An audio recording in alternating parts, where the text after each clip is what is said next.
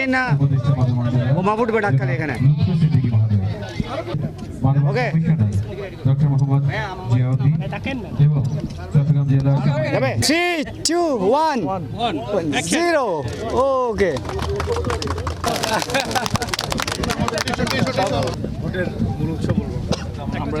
আপনার গণমাধ্যমে আছে না চট্টগ্রাম আজকে আপনারা উদ্বোধন করলেন কি মনে হয় এটা তো আসলে এই যে জনাব জাহিদুল ইসলাম মিয়া এরপর জেলা কালচারাল একাডেমি প্রোগ্রাম হয়েছে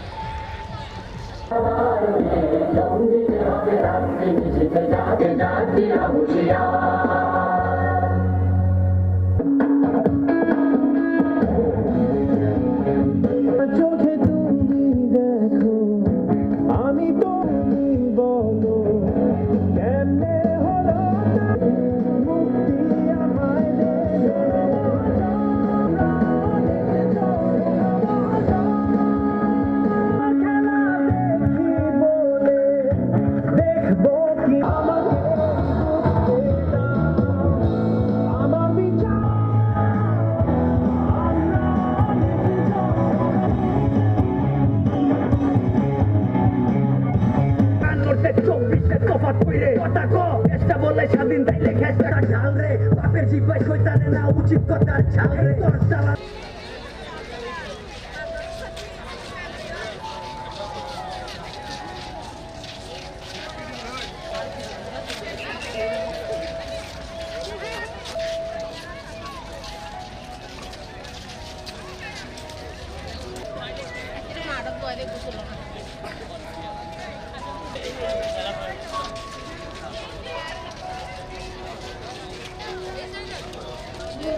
这个多加一个高粱回补，那个高粱上那个比，我去。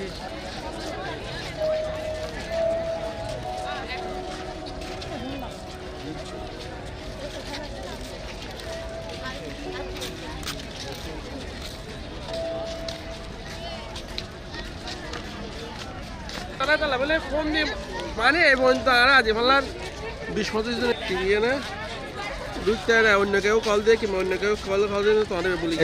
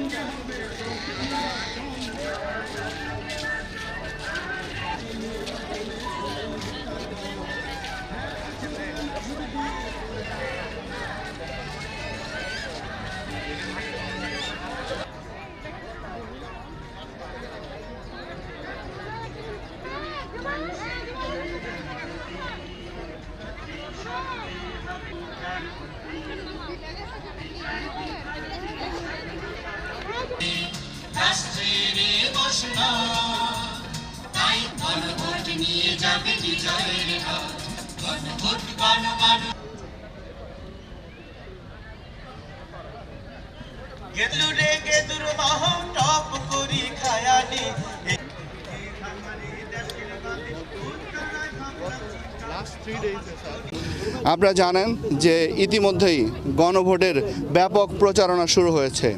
আমরা আগামীকাল সাতকানিয়া থেকে নতুন একটি প্রোগ্রাম শুরু করছি যে আমাদের প্রতিটা ঘরে আমাদের লিফলেট পৌঁছে যাবে। কালকে আমরা সেটা সাতকানিয়া থেকে শুরু করব এবং কালকে থেকে আমাদের প্রত্যেকটা উপজেলার প্রত্যেকটা ঘরে গণভোটের যে লিফলেটটা আমরা পেয়েছি, আমাদের সেই লিফলেট আমরা প্রত্যেকের দুয়ারে পৌঁছে দিব। সুপার ক্যারাভান আছে, ছোট ক্যারাভান আছে এবং আমরাও নতুন একটি ক্যারাভানের সংযোগ করার চেষ্টা করছি যাতে মানুষের মধ্যে কোনো ধরনের গণভোট নিয়ে কোনো ধরনের সংশয় না থাকে, মানুষের মধ্যে কোনো ধরনের আকুতি না থাকে যে আরও কিছু জানার। আমরা সমস্ত ইনফরমেশনগুলোই তাদের সামনে তুলে ধরবো ইনশাল্লাহ। জি এছাড়াও আপনারা জানেন যে আজকে থেকেই সকল অফিসের সামনে বড় বড় যে ব্যানারগুলো আছে, ড্রপ ডাউন ব্যানার, সেই ব্যানার এবং বিভিন্ন জায়গায় প্রচুর পরিমাণে ফেস্টুন কিন্তু লাগানো হয়েছে এই গণভোটকে কেন্দ্র করে। আমাদেরকে মনে রাখতে হবে যে এটা অনেক আহত নিহত শহীদদের আত্মত্যাগের কারণে এটা আমাদের সামনে আছে। এটা একটা আমাদের জন্য গণতন্ত্রের সংজ্ঞাটা বদলে দেওয়ার সুযোগ আছে। মানে গণতন্ত্র বলতে আমরা কি বুঝি? এটাই যে প্রতি 5 বছর পর পর আমরা আমাদের ভোট দিয়ে আগামী 5 বছরে কে আমাদের স্বৈরাচার হবে, এটা তো গণতন্ত্র না। এই 5 বছরের মধ্যে কি হতে পারে, আমাদের শোষক না হয়ে সেবক কিভাবে হতে পারে আমাদের নেতারা, সেটার একটা রিডিজাইন করার উদ্যোগ হয়েছিল যে এই ঐক্যমত্য কমিশন। এটার পরে যে জুলাই সনদের পর যে সিদ্ধান্তগুলো এখন গণভোটের মাধ্যমে আমাদের সামনে আছে। যেমন যদি আপনি প্রথম একটা দেখেন কেয়ারটেকার গভর্নমেন্টের ব্যাপারে, এই ইলেকশনটা তো হয়ে যাবে, কিন্তু এটা আরও এই গণভোটটা আগামী সব নির্বাচনের জন্য প্রযোজ্য। এর পরের নির্বাচনটা কিভাবে হবে, কার অধীনে হবে? তত্ত্বাবধায়ক সরকারের অধীনে হবে। নির্বাচন কমিশনের ইন্ডিপেন্ডেন্স কীরকম হবে, জুডিশিয়ারির সক্ষমতা কীরকম হবে, এগুলো আমরা এই গণভোটের মাধ্যমে নির্ধারণ করার একটা সুযোগ আছে। যদি তত্ত্বাবধায়ক সরকার না হয় তাহলে কি এমনই হবে যে যখন আমরা ফুটবল খেলি রেফারিটা খেলোয়াড়ের মধ্যে থেকে একজন আসবে, বা যেই টিম গতবার খেলা জিতেছিল ওরা তারপর আম্পায়ার আর রেফারি নির্ধারণ করবে? এটা তো ঠিক না। তো একটা যে নিউট্রাল রেফারি থাকবে আগামী সব খেলায়, এটা হলো একটা পয়েন্ট। আরেকটা হলো উচ্চ কক্ষ নিম্ন কক্ষ, একটা যেন ভারসাম্য থাকে।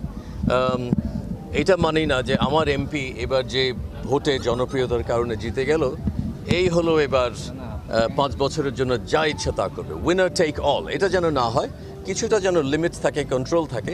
এই জন্য যেমন পার্লামেন্টের ডেপুটি স্পিকার বিরোধী দলের থেকে হতে পারে। পার্লামেন্টের সিলেক্ট কমিটি যেগুলো হয় প্রতি 3 মাস 1 মাস 2 মাস পর যেই আসল জবাবদিহিতা অর্জন করা দরকার মন্ত্রীদের কাছ থেকে সংসদে এসে, এইটা যেন এই কমিটির কিছু চেয়ারম্যান বা চেয়ারওম্যান যেন বিরোধী দল থেকে আসে। এই কিছু ডিজাইনগত পরিবর্তন আমাদের পার্মানেন্টলি করার একটা সুযোগ আছে এই গণভোটের, যদি হ্যাঁ ভোট হয় সেটার মাধ্যমে। তো এটা নিয়ে আমি খুবই এক্সাইটেড। আমার মনে হয় এটা আসলে একটা উৎসব। আজকে আপনাদের এই ফুলের উৎসবে এসে এটা নিয়ে কথা বলতে পেরে আমি খুবই আনন্দিত। আর আজকে আমি বেশ কয়েকটা ভোট কেন্দ্র দেখলাম, অনেকের সাথে পরিচয় হলো, কথা হলো, সবাই খুবই এক্সাইটেড এই গণভোটটার ব্যাপারে। এগুলো তো স্কুল, আমি যেগুলোতে গেলাম স্কুলে আমি পুরোটা একটু সিমুলেট করে দেখার চেষ্টা করলাম যে সেই দিন এক একটা ভোট কেন্দ্রে কতজন রেজিস্টার আছে। 4000 5000, একটাতে বোধহয় 2500 ছিল। কয়টা বুথ আছে, এক একটা বুথে সারাদিনে কয়জনকে প্রসেস করা যেতে পারে। দেখলাম যে অলরেডি সিসিটিভি ক্যামেরা ওখানে আছে, ওখানে যে পুলিশ থাকবে পুলিশের বডি ক্যামেরা থাকবে। তো এরকম কিছু স্ট্রাকচারাল চেঞ্জ অলরেডি এখন থেকে অ্যান্টিসিপেট করা হচ্ছে। আমার সাথে ইউএনও সাহেব ছিলেন, তারপর অন্যান্য যারা অফিসাররা ছিলেন, ওনারা বললেন যে অনেক কনসালটেশন শুরু হয়ে গেছে, বিশেষ করে নারীদের সাথে, যুবকদের সাথে, যে ওরা কি চায়, ওদের কি মনে হয় আরও বেশি করা দরকার, যাতে করে এই ভোটের দিনটা আসলেই উৎসবমুখর হয় আর একটা পজিটিভ এক্সপিরিয়েন্স হয় সবার জন্য। সরকারের অবস্থান জি, সরকারের অবস্থান হলো এই নির্বাচনটা সুচ্ছ হতে হবে, পজিটিভ হতে হবে। এটা হওয়ার জন্য যা কিছু দরকার এটা সব করা হচ্ছে। এটাতে অনেক প্ল্যানিং হচ্ছে, এটাতে অনেক যেখানে ঘাটতি দেখা যাচ্ছে এই ঘাটতিগুলো পূরণ করার জন্য কাজ চলছে। অনেক সিমুলেশন হচ্ছে, সিনারিও অ্যানালিসিস হচ্ছে, বিভিন্ন পর্যায়ে এটা নিয়ে অ্যানালিসিস হচ্ছে। তো কেউ বসে নেই যে সব ঠিক আছে, সব প্রস্তুত আছে, এরকম একটা সিচুয়েশন নিয়ে আমরা, এরকম একটা ধারণা করে আমরা বসে নিই। সবাই আগামীকালকে আজকের চেয়ে আরেকটু বেটার কীভাবে হওয়া যায়, পরশুদিন আগামীকালের চেয়ে আরেকটু বেটার কীভাবে হওয়া যায়, এইভাবে আমরা কাজ করছি। কারণ কারো ইনসেন্টিভ নাই যে এটাতে যেন কোনো ত্রুটি থাকে।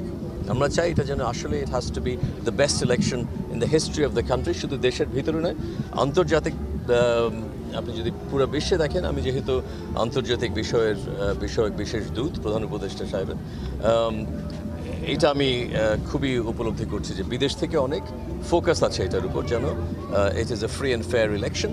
আর ইলেকশনের সাথে যে একটা রেফারেন্ডাম, গণভোট, এটাও খুবই একটা এক্সাইটিং ব্যাপার। মনে করছেন কিনা গণভোটের যে প্রচার হচ্ছে সেটা যথেষ্ট মনে করছেন কিনা, এবং মাঠ পর্যায়ে থেকে কোনো পরামর্শ পাচ্ছেন কিনা, বা এটাকে আসলে আরো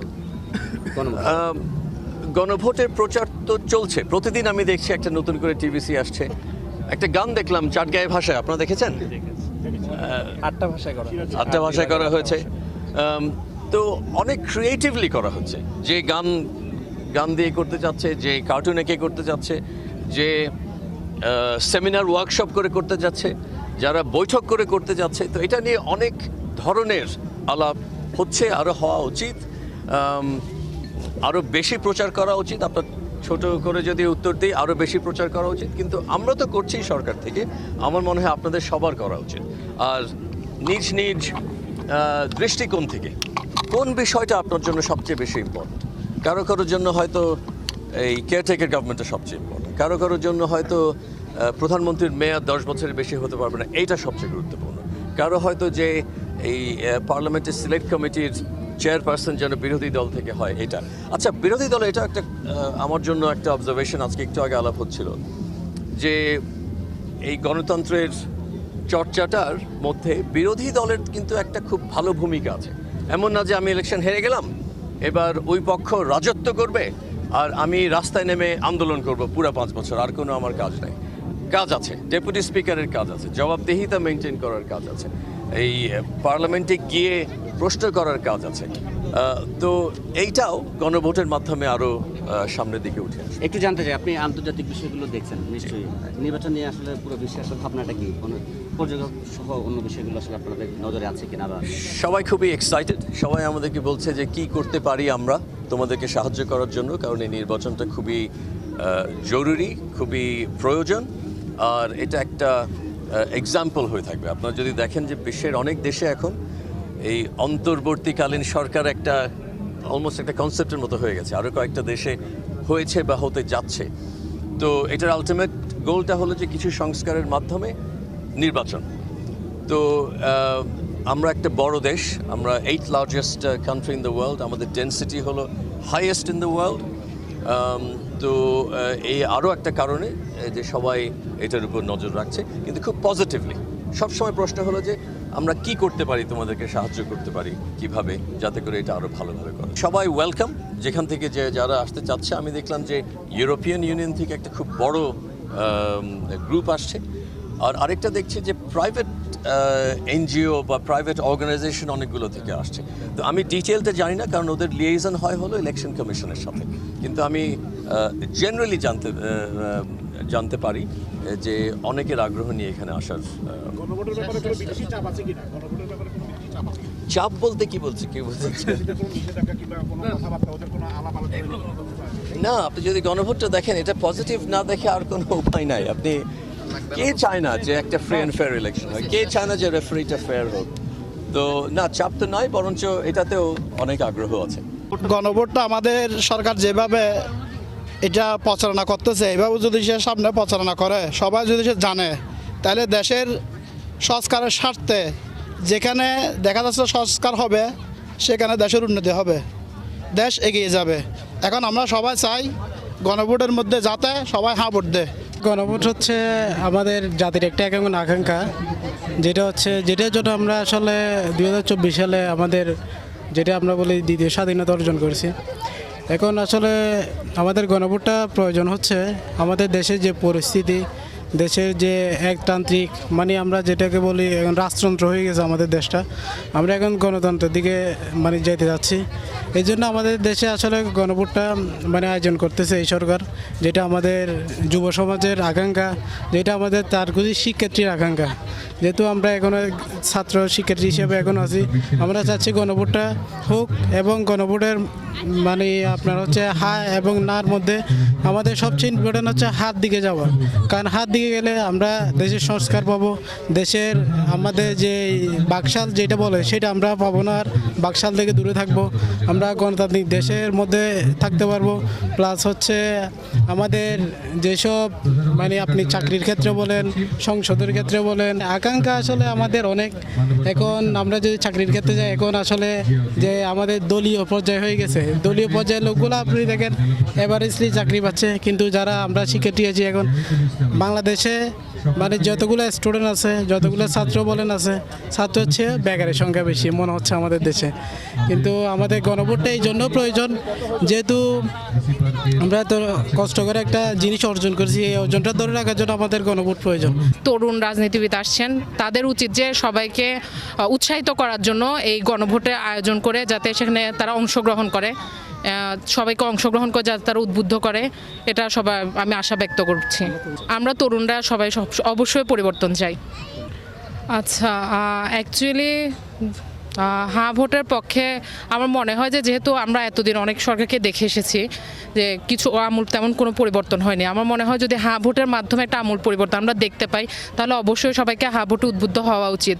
যেহেতু আমরা একটা নতুন সরকার পেয়েছি, আগের কোনো পুরাতন সরকারকে আমরা এখন দেখছি না, তো আমরা ওনাদের একটা আমার মনে হয় যে সুযোগ দেওয়া উচিত। সো সবাইকে আমি চাইবো যে সবাই হ্যাঁ ভোটের পক্ষে বেশি ভোট করুক, গণভোটের পক্ষে সবাই ভোট করুক। আমরা যারা নতুন ভোটার আছি, যারা নতুনই ভোট দিব, তাদের আসলে এই বিষয়ে বেশি উদ্বুদ্ধ হওয়া উচিত।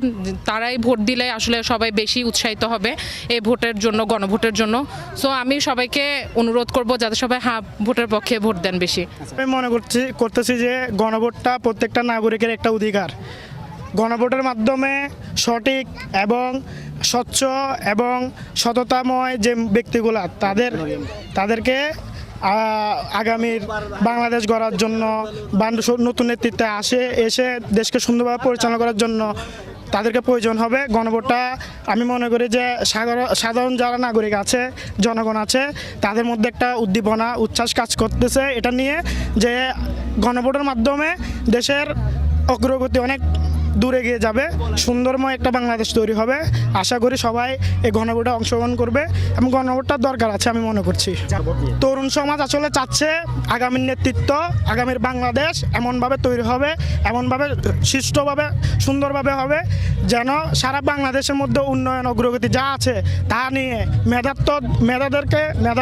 মেধাময় ব্যক্তি যারা আছে তাদেরকে মূল্যায়ন করা হবে এবং দেশের নেতৃত্ব এবং আগামী বাংলাদেশ গড়ার জন্য সঠিক মানুষদেরকে নির্বাচনে এনে সবার সাথে একটা বন্ধুত্বপূর্ণ আচরণ, যেন জনগণের সাথে মানুষের যে একটা ভালোবাসাময় সম্পর্ক থাকবে এবং সেবক রূপে যাদেরকে নির্বাচিত করা হবে তারা জনগণের বন্ধু রূপে, সেবক রূপে সবার কাছে থাকবে।